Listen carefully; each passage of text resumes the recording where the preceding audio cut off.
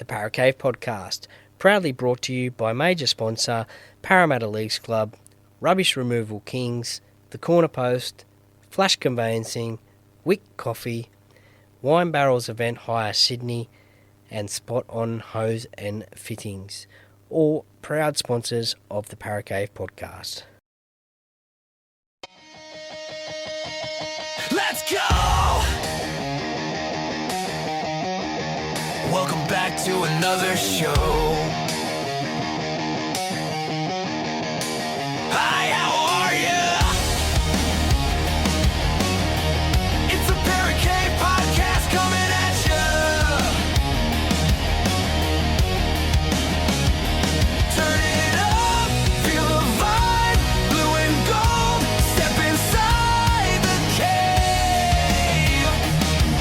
Yeah. Easy try in the corner. Here's your host, Troy Water, coming to you live from the world famous Para Cave.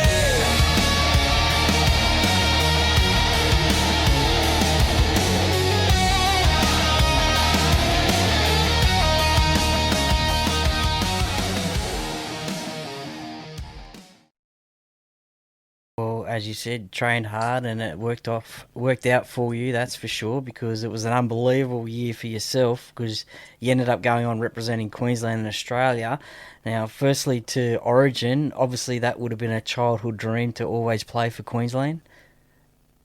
Yeah, it was. Like I was at the first game in 1980, the first Origin game at Lane Park, with Alf. Alf was sitting with us because our older brothers, Kevin Langer and Brett Walters, they played in the curtain raiser for the Queensland under-18s against New South Wales. So we were there early for that one. And here's another funny story. So back then there was no one buying tickets online. You just had to line up before the game and get a ticket. Yeah. And we went down from Ipswich with all the family and we were in this massive, big, long line trying to get in. And Dad was a bit concerned we're going to miss the start of Brett's game. So he was a pretty smart cookie, Dad. So he cut a hole in the fence on Hale Street side, and we snuck in through the fence and into the outer and watched the game. So the actual official crowd figure that night, I think, was about 35,000. But I'm telling you, another 5,000 went through that gap in the barbed wire in the fence and watched the game as well. So it's just a great night for rugby league and for Queensland rugby league in general. Yeah. Yeah, no, that's for sure. Well, what was your Origin highlight? Was it your debut? Was it the 89 clean sweep? Maybe even in a losing side, playing in front of 87,000 people at the MCG?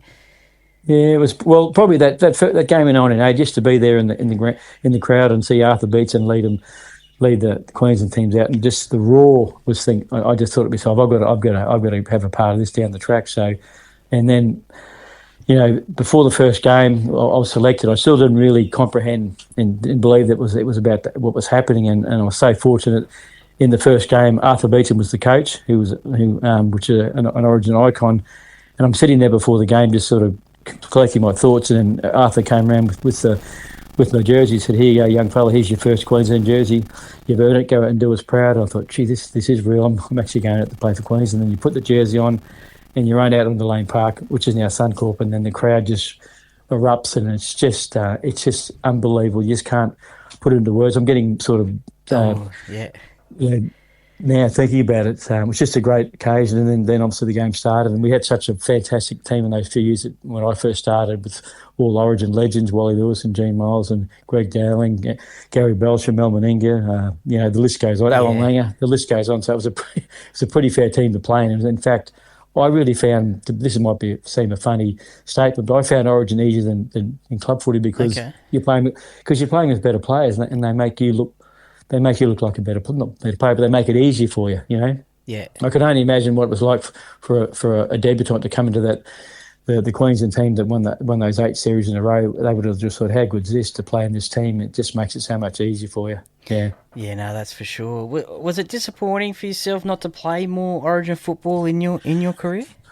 Well, it was, but my saviour was that my brother was the person who took my spot and played in a lot of Origins. So I was the first of our family to play Origin, and I got in 1990. I missed a game due to injury, so I missed that game, and I came back for game 2 and game 3. Yep. But then in '91, I got suspended for throwing a punch, which was unheard of back then. But somehow I got suspended for 2 games and missed the first Origin in '91. Stephen got selected again and had a really good game, and the selectors decided that that he had earned his spot for another opportunity, and he wanted to. I think he had a fantastic series and went on to get picked for Australia the same year. So I lost my Origin spot and my Test spot to my brother. So it was good. It was good. It was hard, but it was I understood how it was. So and would have been hard for Mum and Dad, but they once again were sad for me, but really happy for Stephen. So yeah. Well, I think Stephen was front and centre of that 1991 Game 2 with MG after Andrew G took the tap up, I think it was. And then he got stuck in, him and Benny got it on. So that's where I think the Benny Elias, Steve Walters feud sort of started back in '91 and went right through their careers. So it was a great rivalry for both of them. Both, Benny Elias was a wonderful player as well. They sort of changed the way that the modern 9 plays. It was probably that era of ours where the dummy half wasn't actually a hooker. He became an organising dump 7, or not a 7, but a 7 playing out of dummy half. So it sort of revolutionised the game. Would 1987, that series, would that have been your favourite series to play? Queensland were dominant that year. They won all 3 games. Yeah, they were, and you can add the 4th one in over to LA. I scored a try in if you count the LA, 4 Origins in a row. Well, I didn't even realise till last year, the hammer. I think I'd scored 7 Origin tries in a row, and he was out to break that record. And I think he's a genius. I've got a lot of time for him. I think he can play, and I would actually select him at fullback this series. Okay, yeah. He just wants to be involved, and obviously got a ton of speed, so I'm a big fan of his. But, gladly, well, not for Queensland, but he didn't break my record. But, I didn't even realise that was a record as such. But, got a big rap on him. Another Origin game that is certainly good for New South Wales fans, but one that you were involved in was the 1991 Game 2 at the Sydney Football Stadium with the infamous Mark Geyer, Wally Lewis incident at half-time. What are your memories of that game? Whereabouts were you on the field when that was happening? Oh, geez, mate, I've got no idea. I do remember it pretty vividly, it was sort of a bit of a G-up, but that's Wally. Wally loves the attention. He tries to assert himself there too, but MG loses the plot. He mightn't like it, but I've spent time. I never played with any club footy, but I've seen him on kangaroo tours.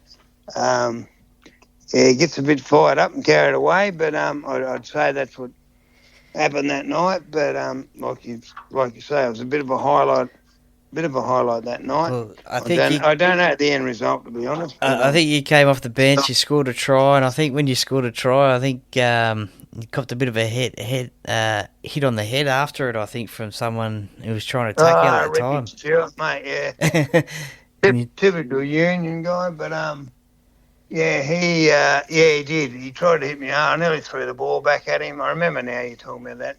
Sort of sliced through a gap, and Wally... I hit a gap, he passed it to me, scored. And, Ricky come in late. And then being a part of that 1995 series, that must have been unbelievable as well. The Neville Nobodies, 30 years this year. And nobody gave Queensland a hope of winning that series. That was obviously during the Super League war. Yeah, it was, mate. That's the Neville Nobody. I'm not a big fan of that Neville Nobody because I've just been playing for Australia for 10 years. So I didn't class myself as a Neville Nobody, but respect to the debutants, they all stood up. A couple of blokes there, Cookie I played with at the Crushers and a couple others there amongst it, and they stood up to be counted, and it's happened a lot for Queensland just over the time, which people have learned. Doesn't matter. You just seem to lift, and it's something I've done in my career. Like might be so-called struggling for form, but I know come Origin time, I've never ever had a bad game in those whole 26 you mentioned. but yeah, it was a remarkable. It was a remarkable. I think we got. I won't even mention the other guy, but anyway, I got on the punt. I didn't care. We had 18.5 start. They were supposed to flog us by 20:30. And I just couldn't believe we're getting 18.5 starts. I'll get a bit of this. We didn't need to start. We just win. Just win. Happy days. Yeah, no, that's for sure. As I said, 30 years this year. You played every position in the back line except for halfback for Queensland. That's another record you could hold. That's unbelievable. You mentioned you didn't like playing on the wing. Which one of those backline positions was your favourite? I think early on it was fullback because I got to roam around, do what I liked, and chime in wherever. But as I got a bit older, I like to control the game and sort of take over. So it was 5'8". But Yep. I think there was one period there. I can't remember when it was. Oh, mate, whatever. It was. I think it might have been when I think Mel got injured and Fatty and Bobby Linda. They all got and. I just said because I got on well. I was going extremely well, 87 and whatever, and I just. Alfie got injured. Alfie definitely got it. Yeah. I said, I want to play halfback. And I said, around here. I said, no, put me in there. Okay, I want to have a runner. I want the halfback spot because I just getting to that stage. I want to get more involved and, had a good kicking game and think I could steer the guys around the park. But, they ended up picking Michael Hagan. He was a good guy. He went well at the time. But, I thought, geez, if I got that 7 then, no one will ever do that. 1, 2, 3, 4, 5, 6, 7. No. It wasn't just those different positions. I think I gathered all the jersey numbers along the way, but I would have loved to play in halfback. But yeah, outside of that, I don't think anyone's ever done fullback, centre, wing, 5'8". I mean, there's some tremendous players. And Inglis was one. I'm trying to think where he played, but yeah, he didn't get to play 5'8". It's something. Yeah, I was just talking to my sons about today, and we're looking through the jersey. I don't know whether someone will ever achieve that again, but I did. So it's another accomplishment in my life. Speaking of State of Origin, your first game was in 1986. What stands out for you in that first Origin game? Must have been like every Queenslander's kid's dream to play Origin. Yeah, absolutely. So it felt like it felt pretty nerve-wracking. I remember Les Kiss and I got called into the side and we were on the plane on the way up or into camp and sort of looked at each other and said, what's a winger and a fullback going to do to fix this up? But, it was pretty nerve-wracking and I just, what do I remember about that game? I think I felt great relief at the end of it that I hadn't made any mistakes and I'd cleaned up and done what I had to do at the back and did a little bit with the ball and I felt like I'd done enough to keep my job. Yep. But we lost that, I know we lost, so the pressure, we were down 2-0 and played the third game and we got beaten again, so we lost a 3-0 series, so things were pretty dire heading into the next year. Can't remember a hell of a lot about those early games. That was at the SCG, the first one. The second one was up at Lang Park, and one thing I do remember, there's a bit of a Parramatta connection, was my first try from about 40 or 50 out. We had I think it was a scrum, and the ball got shifted wide, and I ran off Gene Miles. And as I got the ball off his shoulder, I saw Eric Groth, who was the opposite winger, turn and start to chase me. And I thought, I'm in trouble here. Anyway, I just kept going, and Jimmy Jack came across, and I beat him into the corner and scored. I thought, gee, I'm quicker than I thought. And I turned around, and Guru torn his hammy. And he was going off. So that's the only reason he didn't pummel me. I was kind of waiting over the whole time to get cut down from behind as he used to do. Yeah, he was a great defender. Oh, what a great player. Yeah. One of the favourites. Great bloke off the field too. Yep. 87, Queensland win the series, and it's the emergence of Alan Langer. But there was also a USA trip to showcase Origin to the Americans. There was. What was your US adventure like? So it was.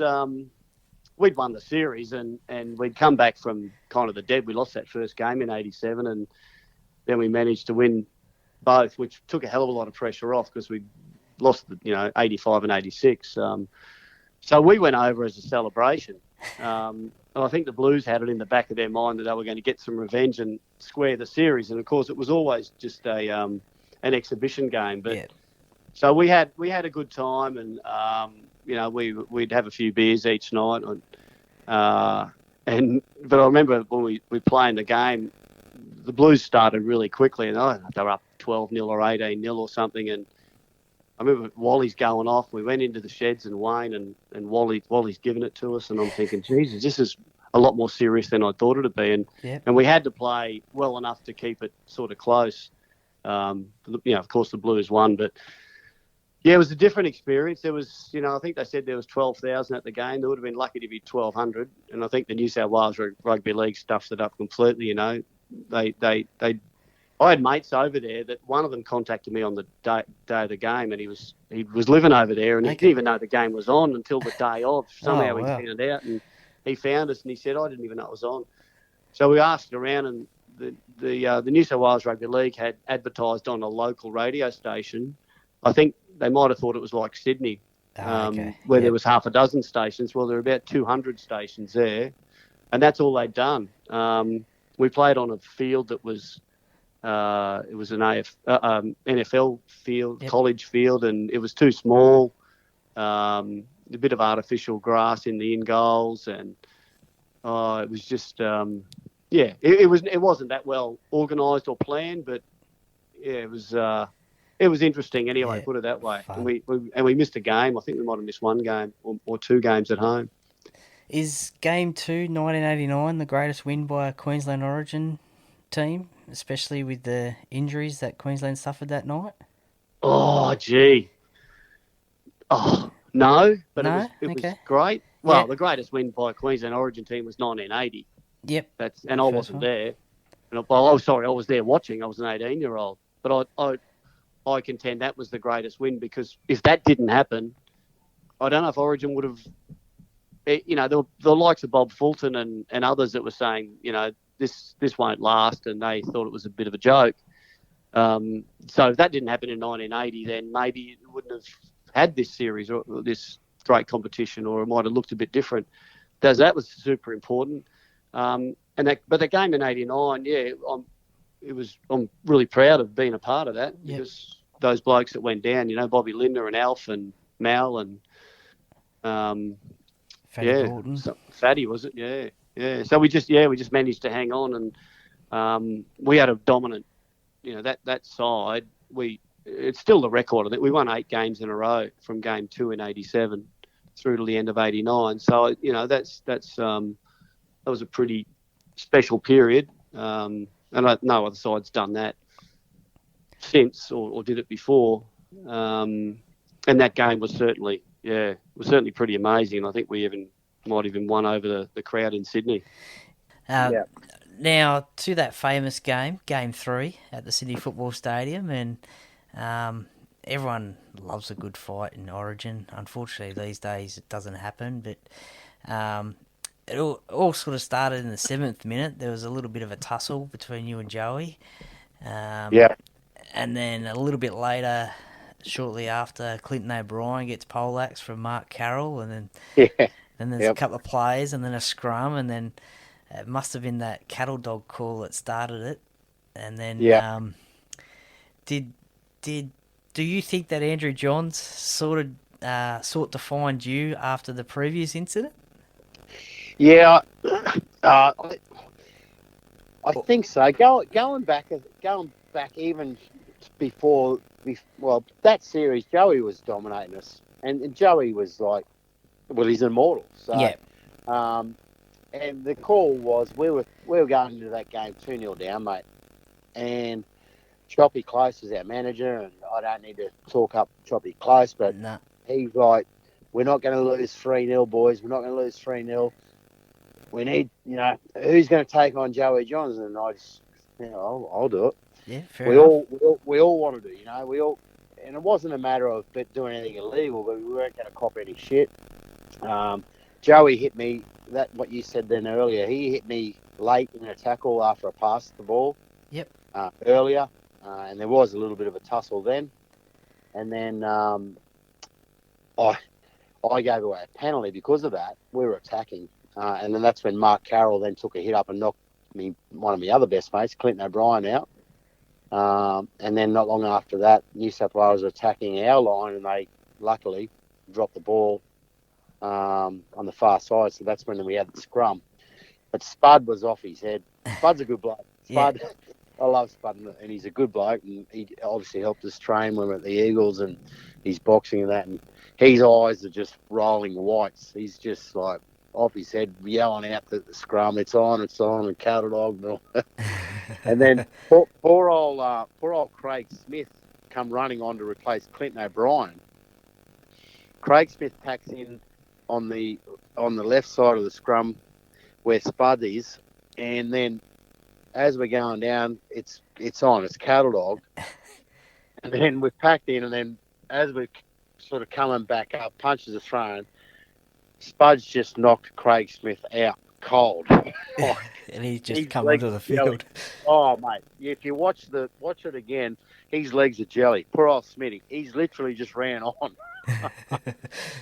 And then, Joey and I obviously had our little tussle, and, even, when he come around the referee or the touch judge, and we got into it again. And that honestly, that was a lucky punch, and it could have happened anywhere. Could you believe that Joey actually did run around Eddie Ward and have another go? Of course he did, mate. You don't reckon?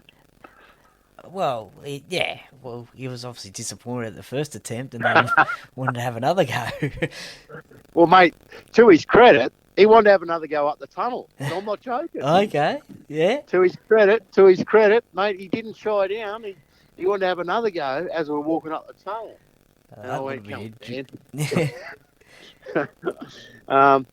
And then we'd swap jerseys, and there's no big deal there. But what pissed us both off, Spud started it. Spud knocked Mark Carroll out cold, right?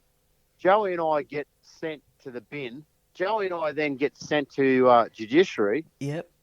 We get the same barrister because we're the ARL to represent both of us. And I went, how does this work? Oh, no, it'd be right. No one gets suspended for fighting. We both got 2 weeks and a fine. Yeah, how's that? How's that work? Exactly. Exactly. Now, you were coached by another Queensland legend, Fatty Vaughton. What's Fatty like as a coach, and do you have a funny Fatty story? Oh, mate, you could probably tell a million Fatty stories, and to be honest, I can't really remember which one stands out the most. He's pretty similar to on the Footy Show. The head wobble. Yeah. The head wobble. He just says something, and he wobbles his head, and everyone goes, "You're an idiot." But he knows he's an idiot, or he'll say something, and then he'll get lost and go, "Choppy, what was I trying to say, Choppy? Choppy, what?" And then Choppy will come in and save him. And I'll give you a story. I don't know whether Jules will like this. I think it was the second game. Julian O'Neill had a bit of a fallout from the Western Reds at the time. Okay, yep. He was in the Super League. Jules got cut. Can't remember. Oh, he went to the Bunnies. That's I right, think. South Sydney, yep. Yeah. And so he got called into the team. Les Kiss was one of the managers as well. So we had Choppy Close and Les Kiss, right? Yep. But everyone was told Jules is not allowed to drink. He's just going to be on a no drinking ban. And back then it was pretty, we had that many Forex sponsorships where we had to go to each pub every night. So Kissy, who's a winger, mind you, and a lovely bloke, very quiet, polite man, Kissy, great man. Fatty puts Kissy in charge of Jules. So we go to I think we might have went to the Breakfast Creek Hotel. We had dinner, and we got a sponsors due on, and that entails us drinking the sponsors beer of Forex. After dinner, Fatty and Choppy go up to Jules and Kissy. Righto, boys, you got to go to the movies. Kissy, you look after Jules. And And Jules is all, yeah, no worries, okay. So they go to the movies, and this is fair dinkum. They go to the movies. Kissy says they get some popcorn, some soft drinks, and they're sitting in the movies. Half an hour in, Jules says, I'm just going to go for a piss, go to the toilet. Yeah. Kissy goes, yeah, no worries, mate, no worries. At the end of the movie, Jules didn't come back. He'd gone. Yeah, wow. Fair dinkum. So Kissy's panicked. He's going, oh, this is a stitch up. Jules is in the cinema somewhere. So he waited till the lights come on, and he couldn't see him. He could not see him. So then he comes back to the Brecky Creek Hotel. And he's going, has anyone seen Julian? And Fatty and fucking Chubby just ripped strips off him. You were in charge of him. Where's he gone?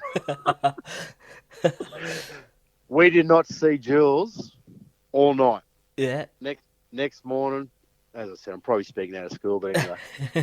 next morning, no Jules. We're like, oh wow, what do we do? On? Yeah. Anyway, he went and stayed at his auntie's house, and he missed training that morning, but he was right for the game. So. Wow. Yeah. Wow. These days you'd be sent back home, wouldn't you? Like... Yeah. Well, he would, mate. Yeah, and the media was sort of, oh, okay, oh, that's all right. We sort of, Fatty and Choppy and Kissy had a good sort of grasp on things. Yeah. So it was all good. You mentioned there not only that grand final try that you're known for, you played also for your beloved Queensland State of Origin, the Maroons. You made your debut in 1990, Game 3 at Lang Park, and no doubt every Queenslander's dream. What was your Origin debut like? And you also scored a try on debut as well. I did. Righto. The try in the grand final was a match sealing try. So that was we won the point. I failed to mention this before. I should have talked about this as Chrissy O'Sullivan, the number 6 for the Canberra Raiders, wore the headgear. He kicks the field goal, 14-all, kicks the winning point, 15-14. We've had 4 reunions since that grand final, and every time I go back, he looks at me and goes, F you, Jacko. You don't score that try. They remember me for the rest of my life for kicking a field goal. They don't even know I kicked a field goal. I look at him and I say, oh, sorry, Chrissy. So anyway, that was a match-sealing try. But the one in the Origin was actually a match-winning try. I didn't have to do anything. Alfie Langer, 5th and last tackle. He just said, I'd replaced Sammy Bacco, right? Yep. It was at Lang Park, and I think I only got about 10 minutes at the end of the game. And Sammy, as I replaced him, he grabbed me by the scruff of the neck and said, don't you F it up, Boris. I said, I'm in my debut in Origin, and he's done that to me. I went, oh, geez, that's all I need. Sammy. Good old Sammy. You got to love Sammy. Big, strong man. Big, power, great player, great man. Oh, yeah, definitely. Anyway, and Alfie, it's 5th and last. Alfie's, and we're on the left-hand corner there. He said, Jacko, hang on the inside. Just hang there. And I don't know what he was doing, what he was seeing. But Alfie, they used to hold off Alfie because they didn't know what he was going to do. He had a bag of tricks that good. Oh, definitely. And then, they looked like he was going to grab her, and then he just flicked it inside to me, and I just isolated Ricky Stewart. And my weight, I probably carried about 30 kilos more than Ricky. So, I got over the try line, actually scored a try in my debut. What a buzz. Oh, definitely. And you must have been on another buzz, pinching yourself. That first Origin game, you played in the same team as the King, Wally Lewis, and also coached by another immortal, the late, great Arthur Beetson. Arthur Beetson. How cool was that? And you know what Arthur Beetson said to me? This is the following year. So Graham Lowe coached the following year in 91. So Arthur put me on right at the end of that game in 1990. Yep. And then I think it was the second game in 91, we lost the second game. Because the first game we won 6-4 at Lang Park. We lost the second game 14-12 at the Sydney Football Stadium where Mark McGaw scored in the corner and Michael O'Connor kicked it from the sideline in the pouring down rain. They beat us 14-12. And I remember Arthur Beetson, we were out at a place having a beer after that, and Arthur called me over. And he said, I'll be honest with you, I didn't think you could play, but you go all right. And for Arthur Beetson to say that to you is like, mate, thank you. That is just like the most awesome thing that man could say to you, yeah. Oh, definitely. Yeah. Well, you mentioned that 91 game too, and some people, including myself, that's my favourite Origin game. Sorry, mate, being a New South Welshman, but you didn't get the result that night. But No. whereabouts were you at half time when all hell broke loose between MG and Wally? I just got replaced. Replaced. Okay, yeah. I come off the far side, and I had to walk across the dead ball line. I got hit in the head by an orange. Oh, Someone really? threw an orange and hit me Wow. in the bloody head. Yeah. And you know what? You can't do nothing. You look at everyone, and there's 10,000 people there. You Yeah. go, I can't say or do anything. Nah. They That's give it to me. And that's when the fight was happening. Yeah, I just been replaced. What did you think of Mark Geyer in that game? Oh, mate, and that's footy. I Yeah. I grew up playing footy in North Queensland. You know, they used to do things worse than that up here, and it was the free for all, and that's what the game's built on. You know, and I know these days they outlaw with the one punch. I totally understand it. The rules had to be put in place. But back then, it should be like that ice hockey, you know, when they two have a scrap and just let them go for it.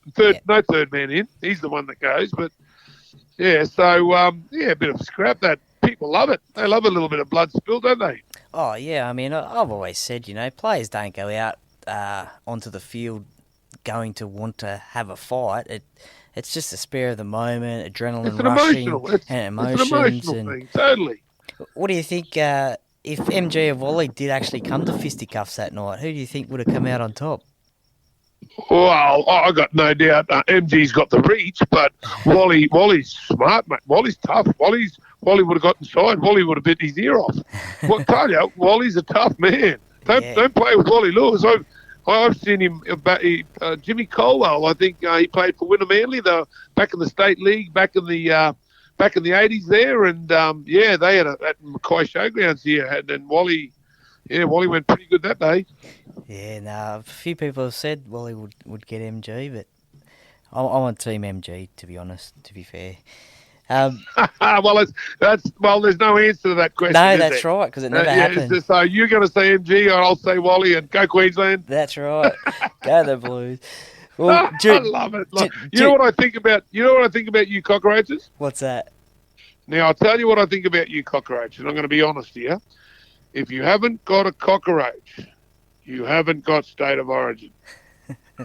You know, I said that at a guest. I went to a lunch and I was a guest speaker there, and there was probably 400 in the room. And I said, right, all you cockroaches stand up. And as you do, you stand straight up, proud as punch, don't you? Yeah. And that's what I said. And I said, you know what? And Greg Dowling had just give it to the cockroaches. He hates them. Yeah. He just give it to them. So I got on the mic and I said that. I said, righto, do you know what I really think about you? Exactly what I just said to you. And then I said, and you can see the bristles starting to come back up on the back of their necks. And I said, well, if you haven't got a cockroach, you haven't got a State of Origin. If you haven't got a cane toad, you haven't got State of Origin. It's just the greatest rivalry the game has ever seen. Yep. And you've got to have both sides, you know. And what an amazing thing it's turned into.